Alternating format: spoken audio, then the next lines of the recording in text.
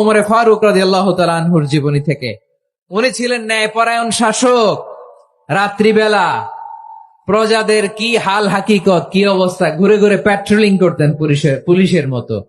তো সারা রাত প্যাট্রোলিং করে সারা রাত তিনি ঘুরেছেন কার কি অবস্থা দেখে।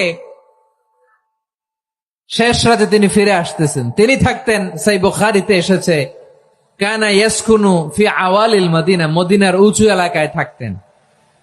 তো ফিরে আসার সময় উনি একটা প্রাচীর বেষ্টিত ঘরের পাশে দুইজন নারীর কথোপকথন শুনতে পেলেন। কয়জন নারীর? দেখি আপনাদের মনোযোগ আছে কিনা, বলেন কয়জন নারীর? একজন বৃদ্ধা, একজন যুবতী।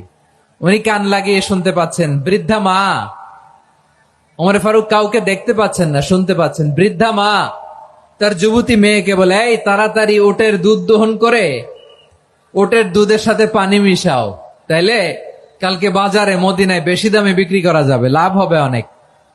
বৃদ্ধা মহিলা এটা বললেন।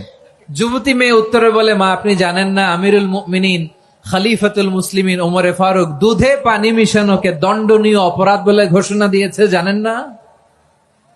এবার বৃদ্ধা মহিলা বলে, আরে পাগলি, এই ভোর রাতে আমিরুল মুমিনিন ওমরে ফারুক আসবে কোত্থেকে?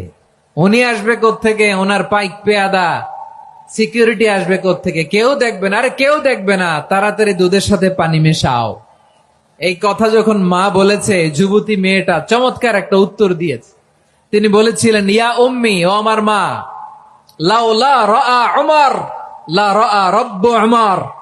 ও আমার প্রিয়তমা মা, আপনি ঠিকই বলেছেন, গভীর রাতে ওটের দুধে পানি মিশালে ওমর দেখবে না, কিন্তু মা খেয়াল রাখবেন, ওমর যদি নাও দেখে, ওমরের রব কিন্তু দেখে। চিল্লায় বলেন ঠিক কিনা? দিস ইজ কল্ড তাকওয়া। লাউলা রাআ উমরু লা রাআ রব্বু উমর। ওমর দেখে না, কিন্তু ওমরের রব দেখে। চিল্লায় বলেন ঠিক কিনা?